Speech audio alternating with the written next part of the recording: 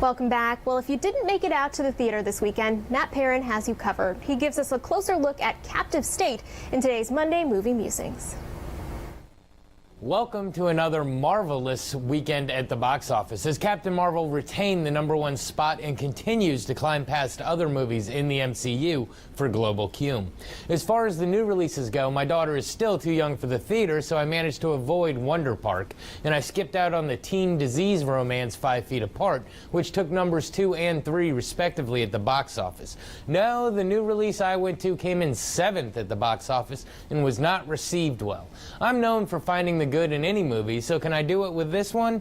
Without any further ado, let's take a look at John Goodman's most recent foray into alien invasion with Captive State. Our film begins in present day. Of course, things are about to take a crazy turn as aliens make first contact and completely take over the world. We fast forward 9 years, and through news exposition, we learn that the world's militaries have acquiesced and laid down arms. The humans have built underground layers for the aliens in all of the major cities across the globe known as closed zones. The cops now work for them, and they are considered our governing body known as the legislature. The majority of the population has embraced this, believing them to have brought peace and unity along with a much better lifestyle. In 2028 Chicago, though, there is a band of resistance fighters. They were almost wiped out a few years prior, but have reorganized and are planning something big. Meanwhile, William Mulligan, played by John Goodman, leads a human task force tasked with preventing uprising. He also has a side agenda of protecting Gabriel, the son of his former partner killed in First Contact.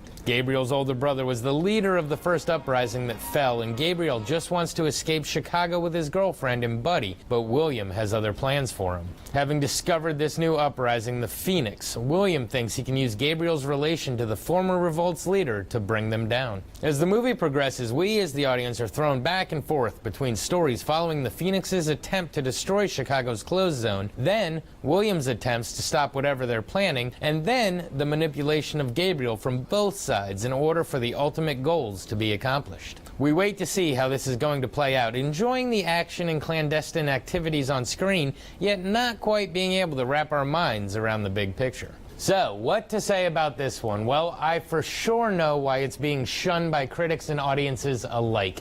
It was very hard to write this review because for the first 90% of the movie, you're not sure exactly what's going on or who we're supposed to be following as a protagonist. Yes, the film is a giant fog of confusion for most of its runtime, building up to what I'm sure they thought was a brilliant ending. Don't get me wrong, it's a good ending for the film, but if you've ever seen a movie before, you see it coming a mile away. It's hard to say how the acting is in this film because it's that confusing.